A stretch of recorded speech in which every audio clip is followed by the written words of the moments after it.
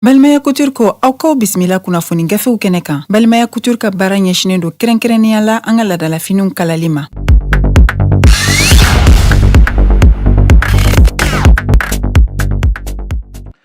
An balima joliba jabarani filɛbaw ani arajo joliba lamɛnbaga cɛ ani muso denmisɛnnin ni mabakɔrɔba limanaw an b'aw fo dantɛ foli min na aw minnu sigimɛ ka kunnafoni gafew lakali waati kɔnɔ an b'aw fo limanaw o waati ninnu makɔnɔni na ka yira k'a fɔ ladala jɛmukan min bɛ sigi aw ye don o don ka daminɛ ntɛnɛn fo ka se juma nin wagati in kɔni mana se ka ban nɛgɛ kanɲɛ 9 mana tɛmɛ ni sanga 30 ye fo ka se minnu bɛ sɛbɛn an balima kunnafonidilaw fɛ donna dugusajɛ kunnafoni farala ɲɔgɔn kan anw bɛna kɛnɛ in kan ka se ka bamayɛlɛma aw ye bamanankan na limanaw aw bɛ se ka faamuya sɔrɔ jamana kunnafoni la cogo min na bi ye alamisa ye a bɛ bɛn utukalo tile 3 san 2023 an minnu bɛ k'an filɛ an ka bɔlɔlɔw sanfɛla fana na an b'aw fo dantɛ foli min na limanaw an b'a fɔ ɲɛna aw danse gafew caman bɔra bi an bɛna minnu lakale aw ye an bɛna faamuya sɔrɔ minnu na ka jira k'a fɔ fasili sɛbɛn lesɔr bɛ yan le soir de Bamako ale bɛ yan bolokɔrɔ yan min ye Nouvelle Horizon ale bɛ yan ka taa se l'Observateur ale b'an bolokɔrɔ le Soleil Hebdo ale bɛ yan ka taa se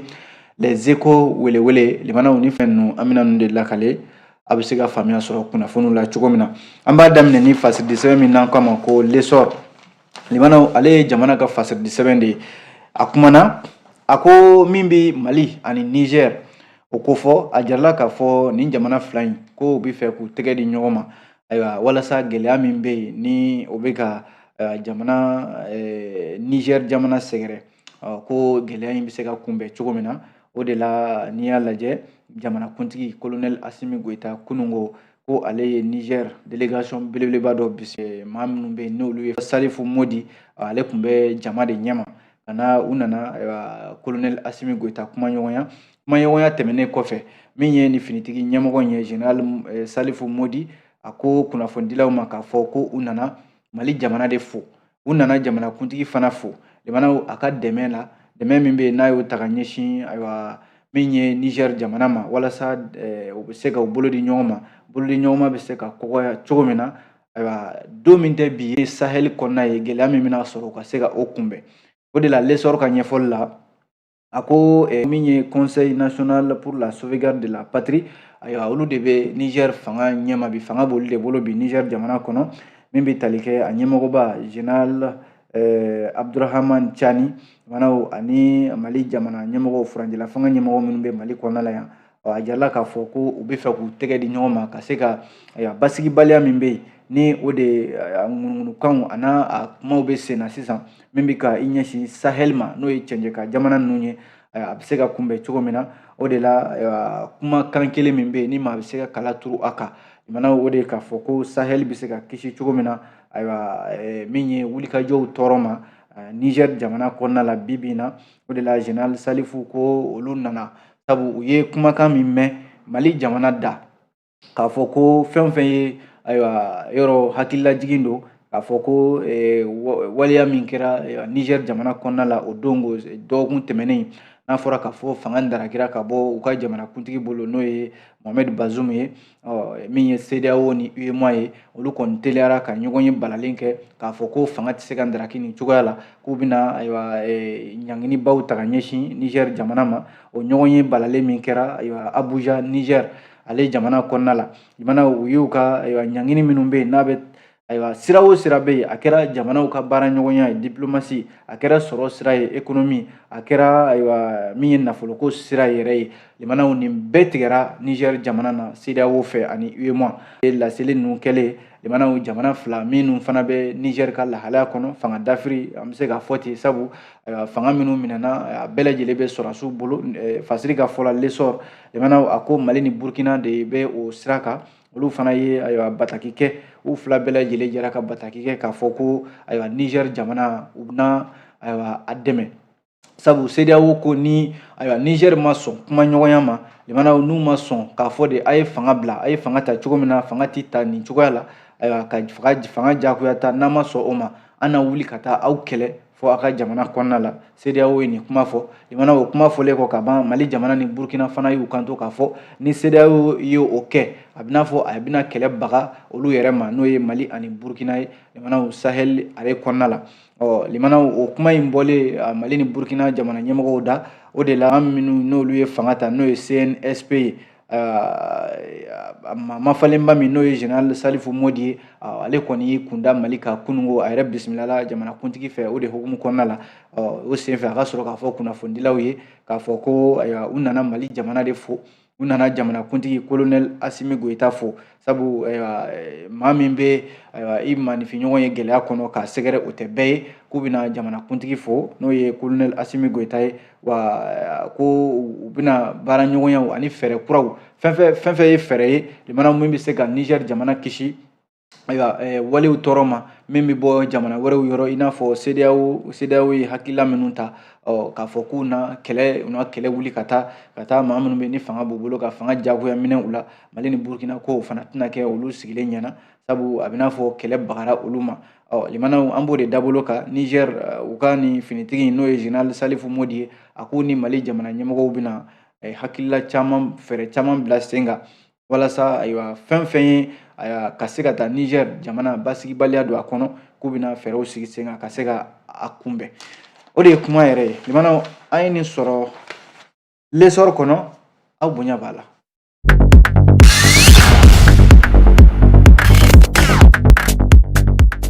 N'an bɔra lesɔr kɔnɔ limanaw a bɛɛ ye o kibaruya kelen ye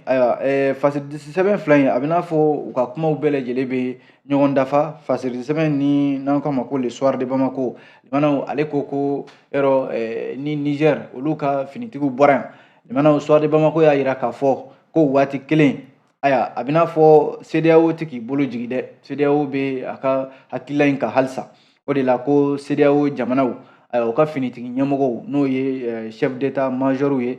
CEDEAO kɔnɔna la k'olu bɛ ɲɔgɔn ye balalenba fana na min bɛ ka kɛ Nigeria jamana kɔnɔna la kɛrɛnkɛrɛnnen la kɔfɛ CEDEAO kɛlen kɔ k'a fɔ ko a na Niger sɛgɛrɛ ka taa wuli ka taa fanga minɛ maa minnu bɛ n'u ye fanga daraki Niger jamana kɔnɔna la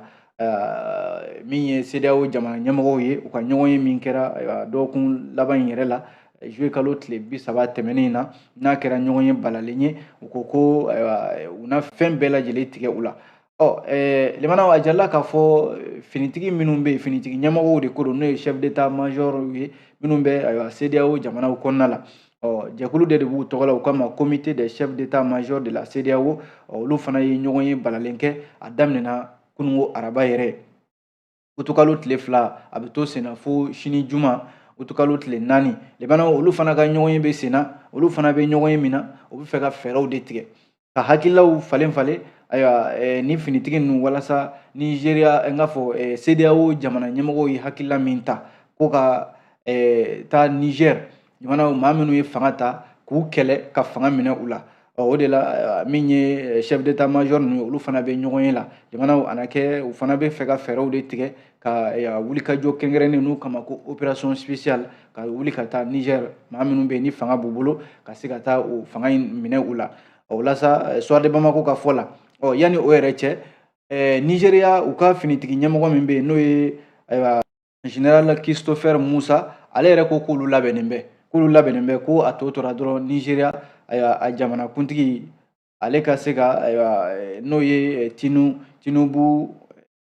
Tinubu ye ale ka se ka hakilila d'u ma dɔrɔn ka yamara di k'a fɔ ayiwa an ye yamara di aw ma a ye taa fanga minɛ Niger jamana kɔnɔna la minnu ye fanga ta ale kɔni y'o kuma fɔ k'olu labɛnnen bɛ o kama o de la farafinna tilebiyanfan jamanaw n'o ye CEDEAO jamanaw ye u ye ɲɔgɔn ye min kɛ kari tɛmɛnen ye olu ka ɲɔgɔn ye kɔfɛ k'a fɔ ko a tɛ se ka to senna fiyewu Mohamed Bazoum min ni anw fɛ ale ka bɔ fanga na nin cogoya la u b'a ɲini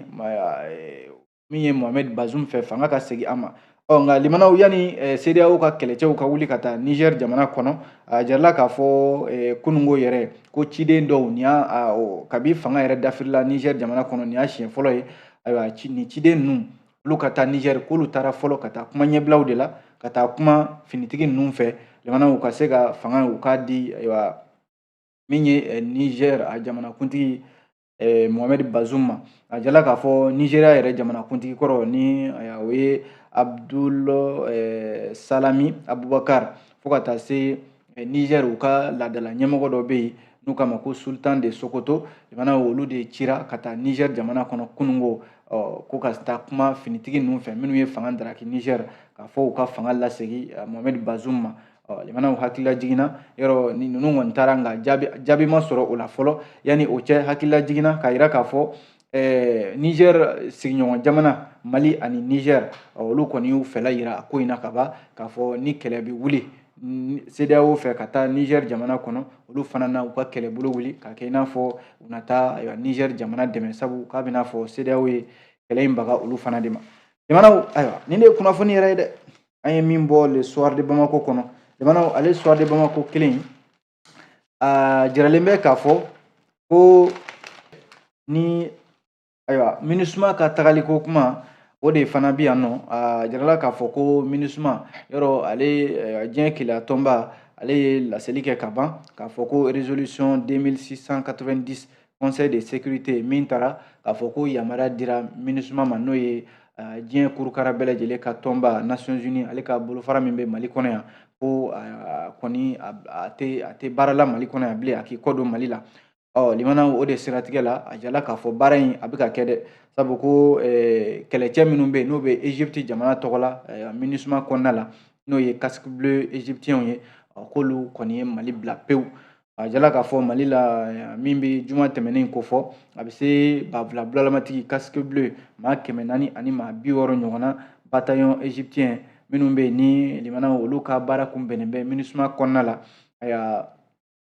Gao dugu kɔnɔna ka bɔ yen nɔ ka taa fo kɔrɔnfɛla yɔrɔw la limanaw olu de tun bɛ maaw dɔdɔ ka tugu maaw nɔgɔ fɛ n'u k'a ma ko escorte u n'u bolofɛnw k'u lakana égyptiens u ka ni sɔrɔdasi ninnu de tun bɛ nin baara kɛ ka Gao Tessalit ka dɛmɛ Kidal ka taa fo Aguelhok a jirala k'a fɔ ni finitigi ninnu n'o ye égyptiens ka ni kɛlɛcɛ ninnu ye limanaw olu de tun bɛ nin baara in kɛ a jirala k'a fɔ ni finitigi ninnu kɔni n'o ye Egypte ka ni kɛlɛcɛ ninnu ye a ka ca ni maa 400 ni maa 60 ye olu kɔni y'u yɛrɛ ta ka ban u ye Mali bila u bɛɛ taara u ka jamanaw kɔnɔna la. Limanaw a jirala k'a fɔ jamana tɔw minnu fana bɛ yen i n'a fɔ ayiwa min ye Burkina Senegal ka taa se Bangladesh o jamanaw fana ko olu fana bɛ k'u labɛn min bɛ tali kɛ yɔrɔ minnu bɛ yen n'o ye Ogosagu ani a yɔrɔw ye u tun bɛ lakanani na o yɔrɔ kofɔlen ninnu na k'olu fana bɛ k'u ka minɛnw cɛ dɔɔni dɔɔni limanaw ka se ka Mali bila. Kunnafoni filɛ limanaw an ye nin bɔ soir de Bamako kɔnɔ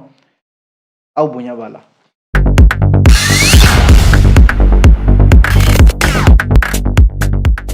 Limanaw fasiridi sɛbɛn min bɛ yen n'an k'a ma ko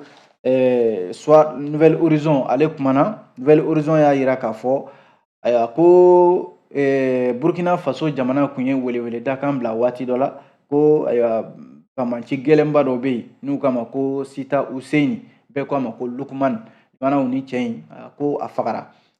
Jenim maaw yɛrɛ de ye nin kuma fɔ a yɛrɛ bɛ o jɛkulu in kɔnɔna la Jenim de ye nin kuma fɔ k'a fɔ ko olu ye Sita Hussein alias Lukman k'u y'a faga o la sa communiqué min n'o kɛra kunnafoni sira dɔ ka bɔlɔlɔ sanfɛ o k'a ma ko Al-Zalaka o ye groupe de soutien à l'islam et aux musulmans GESIM walima Jenim a bɛɛ ye kelen ye Yadi Agali ka jɛrɛ jɛkuluba in a jala k'a fɔ olu de ye nin lase u ka bataki kɔnɔna la k'a fɔ ko Sita Al-Hussein n'u k'a ma ko Lukman mana ko a fagara walasa araba tɛmɛnen juillet kalo tile 26 a jala k'a fɔ GESIM yɔrɔ o ye État islamique au Grand Sahara olu de ni Yadi Agali ka mɔgɔw ye jɛkulu fila ye minnu ɲɛ tinɛ kɛn bɛ ɲɔgɔn ye kɛlɛbolo ninnu bɛ ci ɲɔgɔn na kuma bɛɛ a bɛ n'a fɔ o kɛlɛ min kɛra dɛ limanaw ko min ye Lukman ye a fagara o de senfɛ ko cɛ in yɛrɛ a kun ɲininen bɛ kosɛbɛ Burkina Faso jamana fɛ Burkina Faso jamana kun y'a ɲini kɛra a ɲɛnɛma ye o a kɛra a salen yɛrɛ ye o Burkina Faso jamana kun ye 175,000 de labila maa o maa bɛ yen ko i kun ye nin cɛ in ye n'o ye Sita Hussein alias Lukman i y'a ye walima i y'a minɛ Burkina Faso kun labɛnnen bɛ ka 1,170,000 di a tigilama ma o de la limanaw o yɛrɛ dɔrɔn tɛ Burkina Faso jamana kun ye ale dɔrɔn tɛ maa caman de bɛ bamacimaw la minnu bɛ ni jɛrɛjɛkulu in na kɛrɛnkɛrɛnnen la Yadi Agali ka jɛrɛjɛkulu maa ɲininen ninnu caman bɛ olu de cɛla groupe de soutien à l'islam et aux musulmans ani État islamique au Grand Sahara Burkina Faso jamana kun kɛmɛ k'i ɲɛsin bamacima caman de ma jɛkulu in cɛla ko ni maa min sera k'o ye walima i sera k'o ɲɛnama minɛ Burkina ye miliyari 3 a y'o de bɔ k'o da k'a fɔ ni maa min sera ka ma kofɔlen ninnu ye limanaw k'a daminɛ 100,000 ka taa bila 180,000 na ayiwa o bɛ tila o tigilamaw ni ɲɔgɔn cɛ a jirala k'a fɔ min ye cɛ min filɛ Niger ka den de don limanaw Niger an kɛrɛfɛ jamana Niger de ko don Sita Useni a si bɛ san 33 ɲɔgɔnna de la n'u k'a ma ko Lukman a jirala k'a fɔ ayiwa kun minɛna Nigeria jamana yɛrɛ fɛ waati dɔ la nka kuma in fɔra waati min na limanaw a ma tɛmɛ tile damadɔ kan Niger kun y'a yira k'a fɔ a nana ye k'a fɔ o kɔfɛ kunnafoni laban minnu fana bɔra ko min bɛ tali kɛ kɛlɛ dɔ o kɛra min bɛ Jad Agali ka jɛkulu n'o ye GSIMI ani État islamique au Grand Sahara olu de ka tiɲɔgɔnya dɔ kɛra min bɛ tali kɛ o dongo yɛrɛ k'o de kɛra sababu ye Lukman a sara o kɛlɛ ninnu sababu la limanaw ne jateminɛ kɛ ko nin kɔni tɛ laada ye min ye GSIM fɛ a ka bɔ ka laseli kɛ k'a fɔ u ka kɛlɛcɛ dɔ limanaw o fagara nin cogoya nka limanaw ɲininkali min bɛ yen o de ye k'a fɔ GNIM ni GSIM ka bɔ ka nin kibaruya di nin cogoya la k'a sɔrɔ de Burkina Faso tun bɛ ka nin cɛ kofɔlen ɲini nin kɔni t'u ka fɛla ye u tɛ to ka waleya min kɛ kuma bɛɛ o kɛlen de filɛ nin ye u fɛ nka a mana kɛ cogo o cogo limanaw Burkina Faso kɔni kun ye laseli kɛ k'a fɔ maa o maa bɛ yen ko i ye nin cɛ in ye limanaw ko 100,000 ni 75,000 o de kun dan bɛ i tɛgɛ kunnafoni de ye nin ye limanaw an ye nin sɔrɔ Nouvelle Horizon kɔnɔ limanaw aw bonya b'a la.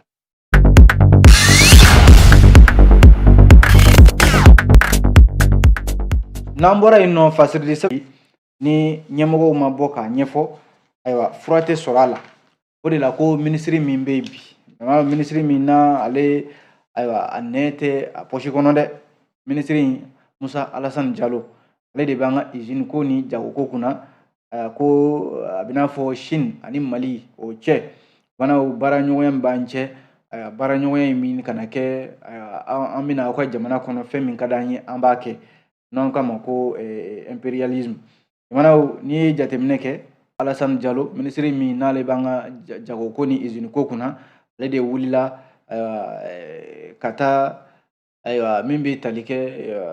usine Sukala n'o y'an ka sukaro dilanyɔrɔ min filɛ nin ye min bɛ Tubabu ale fanfɛlaw la limanaw a taara i ɲɛ da Sukala kan Segu mara kɔnɔna la ayiwa min ye Musa Alassane Diallo ye limanaw kuma caman de bɛ yen a ye minnu fɔ ko hakilila jiginna limanaw i kɔni bɛ mɛn k'a ye k'a fɔ minisiri tɛ sɔrɔ an ka jamana kɔnɔna la yan min bɛ kuma bɔ a da kuma min ni Musa Alassane Diallo bɔra k'a fɔ waati min na a taara Sukala usine an ka sukaro dilan yɔrɔ in min filɛ nin ni Mali ni Chinois jɛlen bɛ ka usine sigi baara kɛ a la o la Musa Alassane Diallo limanaw ntɛnɛn tɛmɛnen a ka wulikajɔ senfɛ ka t'i ɲɛda ni sukaro dilan usine kan ayiwa a dabali kɔni banna limanaw fɛn caman de bɛ yen a taara bɔ o kalama a jirala k'a fɔ minisiri ayiwa a kɔni a ma taa ni sira fila ye dɛ a y'a yira k'a fɔ Sukala min filɛ nin n'a sigira sen kan Mali kɔnɔ sukaro dilanyɔrɔ don dɔwɛrɛ tɛ o Mali ni Chinois de ka baaraɲɔgɔnya bɛ senna a ko la wa Chinois yɛrɛ de ka fɛla ka bon a ko la olu de ka nafolo bɔta ka ca a ko la kosɛbɛ wa olu de ka sɔrɔ ka bon a ko la o la ko n'i y'a sigi 100 sara o 100 sara ko 60 jamana Chinois ta y'o ye Mali ta ye min y'a la sa Mali de dɛsɛn bɛ ka o sɔrɔ Musa Alassane Diallo y'a yira k'a fɔ ko ayiwa kosa in na ayiwa juru dɔw bɛ Chinois la ni usine kun kɔrɔ miliyari 46 ɲɔgɔnna Sukala ma o sara o bɛɛ lajɛlen tɛmɛnen kɔfɛ limanaw min ye impôt ye n'o ye dette fiscale juru minnu b'u la impôt nasira la u tɛ impôt sara wa hali Mali jamana bɛ fan min sɔrɔ a ta fan min sɔrɔ n'o ye dividende ye ni ayiwa Sukala ko in na Mali tɛ ka o fana sɔrɔ o tɛ ka di Mali ma minisiri tilala a yira k'a fɔ limanaw ko baara yɛrɛ taabolo baara taabolo ɲuman kɔnɔna na bi limanaw ko i bɛ se ka fɛn bɛɛ fɔ bi fo baara taabolo ɲuman Sukala kɔnɔna la wa ko u kan ka min fana sara n'o ye redevance ye yɔrɔ ji de bɛ ta limanaw ka sukaro forow ko olu sɔn o ji min bɛ sara limanaw ko usine a tɛ ka o fana sara n'o ye redevance ye minisiri kɔni ko tiɲɛ la ko trop c'est trop a ko nin tɛ se ka to sen na Musa Alassane Diallo y'a yira k'a fɔ Sukala ye usine ba ye bi jaja malidenw bɛ ka kulo sukoro ko la, a fɔra ko sukoro kulo bɛ ka yɛlɛ, a fɔra ko ayiwa sukoro bɛ dilan an fɛ yan, sukoro dilan usine fila N Sukala ani Sukala SA, a bɛɛ lajɛlen ye chinois ni Mali jɛ usine ye, nka k'a fɔ de ko don o don hali sukoro kisɛ kelen limanaw jamanadenw tɛ ka o sɔrɔ k'o k'u ka daraka la, hali i bɛ kafeni min wuli ka sukoro sɔrɔ ka kɛ a la, Musa Alasani Jalo ko o tɛ ka sɔrɔ, jaja ko ayiwa ko de tiɲɛnen bɛ, baara tɛ ka kɛ, a fɔra ko usine bɛ Mali la, tɔgɔ de bɛ yan nka Mali tɛ ka a nafa sɔrɔ. Musa Alasani Jalo ko nin ko in fu bɛ siri a dan na, sabu ko ayiwa usine min filɛ nin ni chinois ni Mali de y'a sigi sen kan, ayiwa ko sukoro i b'a sɔrɔ sunkalo mana se N Sukala ka sukoro tɛ ye, Sukala SA ka sukoro tɛ ye ɲɛ la, ko o dun tɛ se ka to sen na, Mali bɛna ayiwa fɛɛrɛ de tigɛ sisan, limanaw usine fila min sigilen filɛ nin chinois ni Mali ye min sigi sen kan, limanaw Mali bɛna i ɲɛ yɛlɛ k'a lajɛ usine Musa Alasani Jalo de ka kuma ye nin, a segilen kɔfɛ ko a bɛna fɛɛrɛ tigɛ fɛn fɛn ye usine ye, majɛ fɛn fɛn b'a ko la, limanaw k'a sigi bɔlɔ kelen kan. O de la Fasiri n'o ye l'observatoire ye, a ko tiɲɛ yɛrɛ la Mali ni chinois bɛ ka jɛ ka baara caman kɛ, a bɛ ka kɛ Mali de kɔ kan. Ko n'i y'a lajɛ a sera Mali k'i ɲɛ yɛlɛ ten sisan sabu ko a fɔ min ma ko capitalisation an bɛ hakɛto ɲini k'aw fɛ, limanaw n'o de ye k'a fɔ an bɛna an ka usines sigi a ka jamana kɔnɔ k'a nafa bɔ ka taa ni a ye ka daminɛ Comatex, limanaw Comatex ko fana bɛ nin cogoya de la, ko t-shirtiw chinois yɛrɛ de ka t-shirt bɛ bɔ u ka jamana kɔnɔ ka na Mali kɔnɔna la yan, k'a sɔrɔ dun o Comatex kelen chinois bolo b'o baara la. O mana bɔ yen, ayiwa teko kuma min bɛ yen ni a yirala k'a fɔ maliyɛn bɛ te fɛn fɛn min, a te ninnu bɛɛ bɛ bɔ ayiwa chinois de fɛ yen ka na Mali kɔnɔna la yan. O mana bɔ yen, min bɛ hali sukoro ko in yɛrɛ ko fɔ, sukoro fɛn fɛn bɛ yen n'a bɛ dun an fɛ yan, limanaw i b'a sɔrɔ a caman de bɛ doni ka bɔ jamana kɔ kan k'a sɔrɔ dun ayiwa chinois bɛ yan nɔ u bolo bɛ usine na k'u bɛ ka sukoro dilan Mali kɔnɔna la yan. A sera sa tiɲɛ yɛrɛ la chinois ka nin baara bolo min bɛ sen na n'o ye capitalisme ye, ka u ka sɔrɔ cogo an ka jamana kan, u yɛrɛ de bɛ taa n'a nafa ye, Mali kɔni sigin bɛ k'a lajɛ de, ayiwa a ka se ka dabila, jamana ka se k'i ɲɛ yɛlɛ, a fana ka se a ka nafa sɔrɔ. Kunnafoni filɛ limanaw an ye nin bɔ fasidi sɛbɛn min n'an k'a ma ko l'observateur, aw bonya b'a la.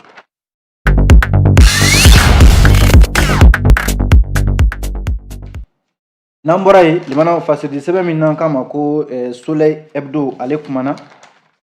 Soleil Hebdo a y'a yira k'a fɔ ko mɛnna n ka ko la ani n tora la, ayiwa a bɛɛ bɛ ɲɔgɔn nɔfɛ, ko commissariat min filɛ nin Kɛnzanbugu ale filɛ nin ka ayiwa dansigi kɛ nin cɛ in, jagokɛla don nka limanaw jago tiɲɛn'a bolo, ale kɔni ka jago tiɲɛn'a bolo, nka ayiwa a ka baara laban nana kɛ mun ye, o de ye ka bin maaw kan, marifa b'a bolo, limanaw a bɛna bin maaw kan sirakun na, a jala k'a fɔ cɛ in u y'a tɔgɔ kɛ ko OS min ye Soleil Hebdo y'a yira k'a fɔ a tun bɛ jago de la Côte jamana kɔnɔna la, Divo, a jala k'a fɔ jago nana tiɲɛ a bolo, limanaw a ka sɔrɔ ka min nana jigin a hakili la sisan, o de ye ka maramafɛn n'o ye bamanan marifa dɔ ye ka o dilan, mun bɛ dilan bolo la, maramafɛn bɛ dilan bolo la n'o ye fabrication artisanale ye, limanaw k'o minɛ a bolo sɔrɔ ka maa gansanw ka bin olu kan, limanaw a laban nana kɛ Mali la yan nɔ, a jala k'a fɔ monument Palestine kɛrɛfɛ o dongo yɛrɛ, a joué kalo tile 18 muso dɔ min na ayiwa ale kɔni nana masumalen bɛ ka bɔ dugu kɔnɔna la, a bɛ ka taa ka so Madina Kura monument Palestine fan fɛ, cɛ in n'o ye OS ye, ayiwa yɔrɔ fɛ bɛ o yɔrɔ in na yen, limanaw a jala k'a fɔ maaw jɔlen u bɛ ka fɛ makɔnɔ, u bɛ fɛ ka t'u ka siraw fɛ, ayiwa muso in jɔlen a b'a ka mobili kɔnɔ, cɛ in de sina ka na muso ka mobili dayɛlɛ k'i kari ka don mobili kɔnɔ, limanaw k'a fɔ a ɲɛna ko a k'a ka téléphone d'a ma, ayiwa muso kɔni kɛra maa ja sigilen ye, a ma girin-girin, a ko cɛ ma ko téléphone t'ale bolo. Cɛ y'i t'o la ka sin ka marifa bɔ ten k'a da jɔ muso in na, ko ka sin k'a ka bolola nbala saki min b'a bolo a y'o puruti a la, limanaw ka taa ni o ye, a y'a sɔrɔ o saki in kɔnɔ limanaw sefa wari 60,000 ɲɔgɔn na o de tun bɛ o kɔnɔna la, muso in kɔni ma a ko bila dagirinda la, commissariat de 3e arrondissement bi bi in na n'a bɛ fɔ a ma ko 15e arrondissement de Kɛnzanbugu, limanaw muso in taara i tɛ da olu finitigiw ɲɛkɔrɔ, ko nka ko in yɛrɛ ma kɛ ko mɛnta ye koyi, sabu ko cɛ in n'o ye OS ye, a ka kɛ commissaire divisionnaire Amadu I Balobɔ Mayiga, ale n'a ka cɛdenw olu kɔni wulila, limanaw cɛ in a ye wari min ta ayiwa a bɛ fɔ yɔrɔ min ma ko réseau kɔnɔna n'o ye Bagadaji fanfɛlaw ye a wulila ka taa ayiwa negelafɛnw san ye min ye commissaire olu wulila ka mɔmɔni min kɛ k'u ye tɛgɛ kɛ cɛ in na o yɔrɔ de la o kɛlen kɔ k'a ɲininka a ka sɔrɔ ka don kuma ɲɛna k'a fɔ k'ale tun ye jagokɛla de ye a y'a ye jago ma ɲɛ a bolo ale fana ye marifa ta jamanaw ka maaw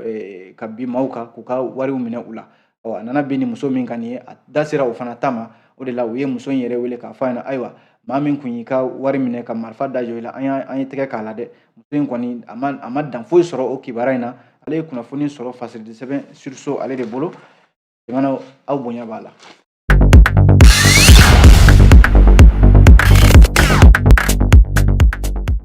Fasiri lakalili kun cɛ ni fasiridi sɛbɛn min ye jamanaw o ye Les Echos welewele ye kunnafoni fila b'a kɔnɔ fɔlɔ o ye min bɛ tali kɛ an ka kiribulon kɔnɔna la kibaruya minnu bɛ yen k'a fɔ ko Orokiya Dunbiya n'o o ye Rose n'u k'a ma ko Madame Vie Chère jamanaw ko a ɲangina dɛ ko Rose ɲangina Mali sariya fɛ san 1 kaso wa ko $1,000,000 a b'o de sara amande ye Orokiya Dunbiya n'u k'a ma ko Rose jamanaw kunun tarata tɛmɛnen utukalo tile 2 ayiwa ko communicatif tribunal la ayiwa a ka kiiri tigɛra o jalaki min binna kan o de ye ko a bɛ maaw fɛ jɛjugu la n'o ye association des malfaiteurs o de kiiri min tigɛra o de senfɛ jamanaw a jala k'a fɔ Orokiya Dunbiya ayiwa ko a ɲangina san 1 kaso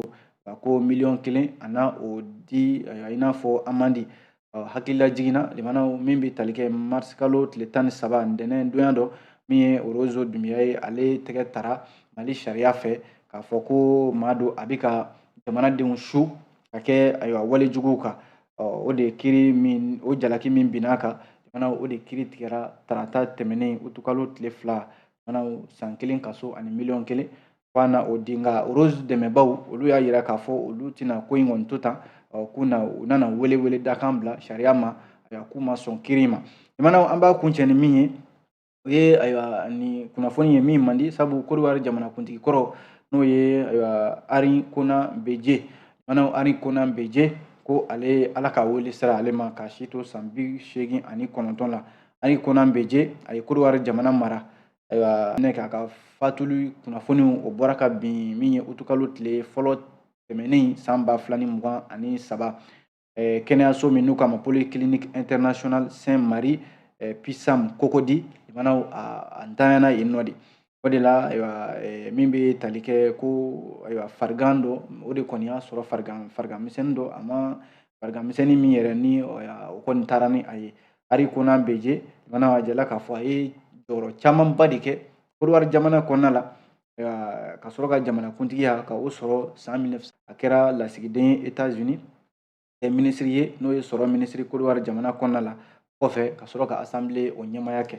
jamanaw ayiwa diɲɛ de ye nin ye dɛ an b'a bila yan Echo de ye nin kuma fɔ ni ala sɔnna sini an bɛ ɲɔgɔn sɔrɔ a gafe kuraw mana bɔ k'o lakale kuma aw ni ce a kan bɛn diɲɛ waati wɛrɛ. Ni kun y'aw ka kunnafoni gafew kɛnɛ ye ni Balimaya Couture ka dɛmɛ ye Balimaya Couture ka baara ɲɛsinen don kɛrɛnkɛrɛnnenya la an ka ladalafiniw kalali ma Mamadu Traoré fɛ yen ni bɛɛ ko Maduba nɛgɛjuru sira 76 11 63 88